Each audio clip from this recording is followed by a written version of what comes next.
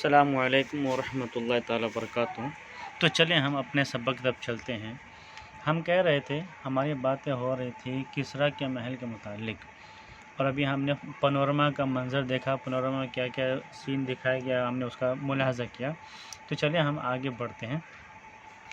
ایوان کسریٰ قریب ہی ایک میدان میں عراق کے محکمہ سیاحت نے ایک قدیم طرز کا وسیع و عریض خیمہ بنایا ہوا ہے۔ یہ ٹھیک اسی طرز کا خیمہ ہے جیسا قدیم زمانے میں لشکر کے سردار وغیرہ کہیں پڑاؤ ڈالتے وقت لگایا کرتے تھے۔ اس خیمے کے اندر قدیم عربی تہذیب کا نقشہ اسی طرح کھینچا گیا ہے کہ اس میں داخل ہوتے ہی ایسا معلوم ہوتا ہے جیسے ہم صدیوں پہلے کے دور میں پہنچ گئے ہیں۔ قدیم طرز کے قالین اور دریاں، ان پر لگے ہوئے پرانے گدے اور تکیے، پانی کی چھاگل، مٹی اور لکڑی کے برتن، پتھروں سے بنے ہوئے چولہے اور اندر بیٹھے ہوئے عربوں کے جسم پر وہی بدویانہ لباس، غرض ہر چیز پرانی عرب تہذیب کی آئینہ دار۔ اس پیراگراف میں یہ کہہ رہے ہیں کہ جب ہم ایوان کسریٰ کے سے پنورما دیکھ کر باہر نکلے تو ایوان کسریٰ قریب میں ہی عرب کے ڈپارٹمنٹ آف ٹورزم نے ایک اولڈ فیشن کا، اولڈ اسٹائل کا ایک ٹینٹ بنایا ہے، بالکل پاس ٹائم میں جس طرح ہوتا تھا، جیسے کسی بھی آرمی چیف کا جو ٹینٹ ہوتا تھا اس طرح کا ٹینٹ بنایا ہوا ہے۔ جب ہم اس میں داخل ہوتے ہیں تو ہمیں بالکل ایسا محسوس ہوتا ہے کہ ہم ابھی ماڈرن ٹائم میں نہیں بلکہ اینشنٹ ٹائم میں ہم چلے گئے ہیں، اینشنٹ پیریڈ میں ہم داخل ہو گئے ہیں۔ اس میں جانے کے بعد ہمیں نظر آتا ہے وہی پرانے time old carpets and mats, اس کے اوپر جو میٹریس ہے، پلو ہے، پانی کا پوٹ ہے اور پانی کا گلاس، اور پھر مٹی کا پوٹ ہے، وہ سب اس میں نظر آتا ہے۔ وہ پتھر کا فائر پلیس ہے، چولہا ہے، اور اندر جو بھی لوگ اندر ہوتے ہیں اس خیمہ کے اندر، ٹینٹ کے اندر، وہ سب کے سب بالکل پاس ٹائم میں، اینشنٹ ٹائم میں جو عرب کے ولیجرز، بدوی جو ڈریس پہنتے تھے وہی ڈریس ہمیں اس میں نظر آتا ہے۔ یعنی everything of that tent looks like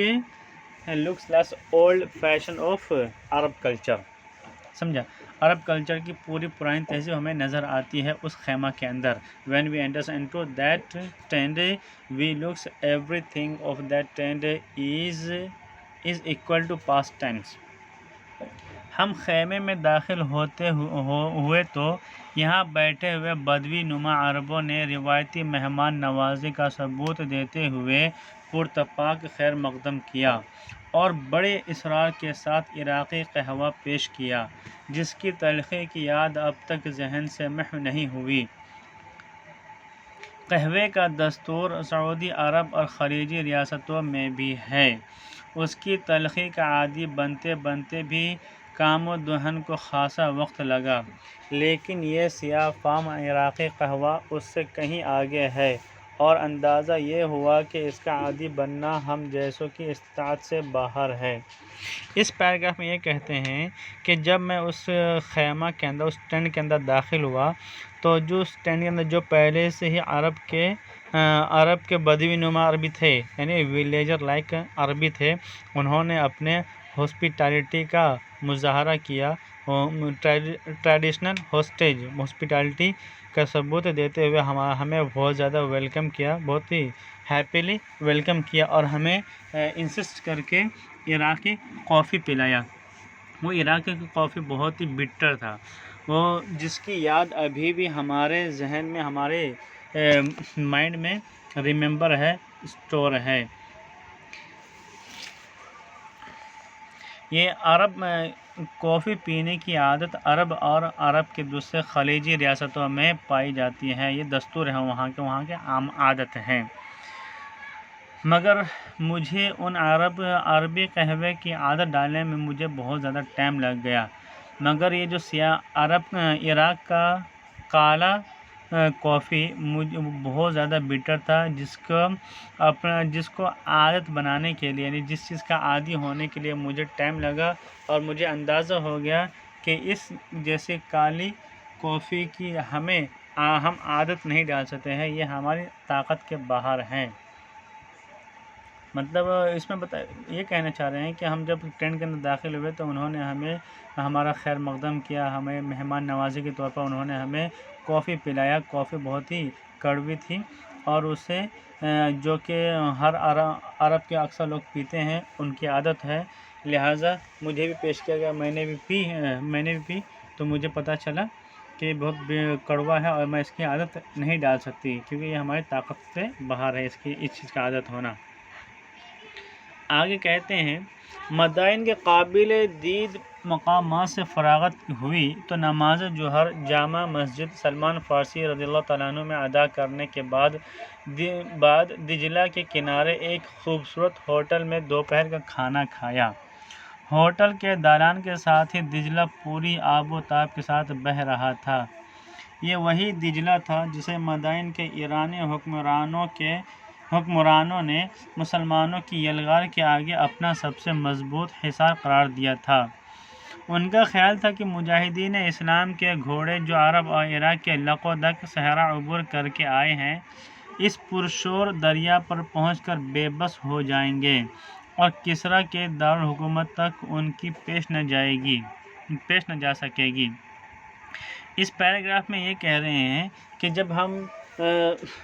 Kisra کا محل دیکھ لیے، کسریٰ کے وہیں پہ بڑے میدان میں جہاں پہ پانورما بنایا تھا عراقی حکومت نے، ہم اس پانورما کو دیکھنے کے بعد اس کے ہی آس پاس میں جو خیمہ لگا ہوا تھا، اس خیمہ میں ہم مہمان نوازی کے طور پر داخل ہوئے، مہمان نوازی ہوئی، اور جب مہمان نوازی فارغ ہو کر ہم وہاں سے باہر آئے تو ہم باقی جو بھی کچھ دیکھنے کی چیز تھی ہم نے ان سب چیزوں کو دیکھا۔ ان کو دیکھنے کے بعد جب فارغ ہو گئے تو پھر جامع مسجد میں جا کر ہم نے ظہر کی نماز ادا کی۔ اس کے بعد دجلہ کنارے ایک ہی بہت ہی خوبصورت ہوٹل میں دوپہر کا مڈ ڈے کا لنچ کھایا، دوپہر کا کھانا کھایا۔ ہوٹل کے دالان میں جہاں پہ بیٹھک ہوتی ہے ہوٹل کے لیے، تو ہوٹل کے دالان کے ساتھ ہی یعنی اس کے قریب میں ہی دجلہ بہت ہی زور و شور میں بہہ رہا تھا۔ یہ وہی دجلہ تھا جسے ایرانی حکومت یہ سمجھتی تھی کہ مسلمانوں کی طاقت سے اگر بچنا ہے، روکنا ہے مسلمانوں کی طاقت کو یا حملے کو، تو یہ دجلہ ہمارا بہت ہی بڑا حصار ہے، یعنی پہلے مسلمانوں کو اس دجلہ سے لڑنا ہوگا، پھر وہ ہم تک پہنچیں گے، اور یقیناً مسلمان لوگ نہیں لڑ سکیں گے۔ یہ ایرانی حکمرانوں کا ماننا تھا، وہ ایسا کہتے تھے، مگر ان کو پتہ نہیں تھا کہ وہ لوگ یہ سوچ رہے تھے، ایران کی حکومت یہ سوچ رہی تھی مسلمان فوج کے جو گھوڑے ہیں وہ عرب اور عراق کے ایک دم دھوپ بہت ہی کڑاکے کی بہت ہی لق و دق صحرا، یعنی بہت ہی تپتے ہوئے ریگستان سے عبور کر کے آئے ہیں، لہٰذا وہ یہاں پر پہنچ کر ٹھنڈے پانی میں پہنچ کر وہ بے بس ہو جائیں گے اور وہ اس دریا کو عبور نہ کر سکیں گے، لہٰذا ایران کسریٰ کے دارالحکومت تک وہ لوگ نہ جا سکیں گے اور اسے فتح نہ کر سکیں گے۔ یہ وہ سوچ رہے تھے، مگر مسلمانوں نے انہیں دکھا دیا کہ مسلمان کے لیے کوئی رکاوٹ حقیقت میں رکاوٹ ہی نہیں ہے، اور مسلمانوں نے دجلہ عبور کر کے کسریٰ کے محل پر قبضہ جما لیا۔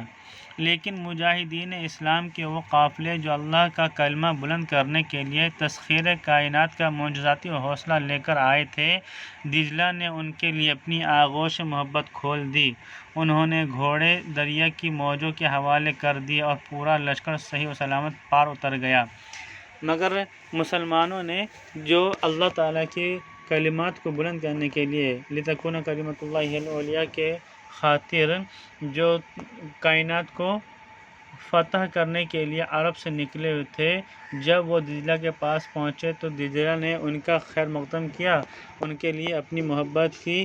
آغوش کھول دیا۔ اور تمام مسلمان کی فوج اپنے گھوڑے سمیت اس میں اتر گئی اور صحیح سلامت دریا دجلہ کے اس پار پہنچ گئی تمام کی تمام فوج، اور کسی کو بھی کچھ بھی نہیں ہوا۔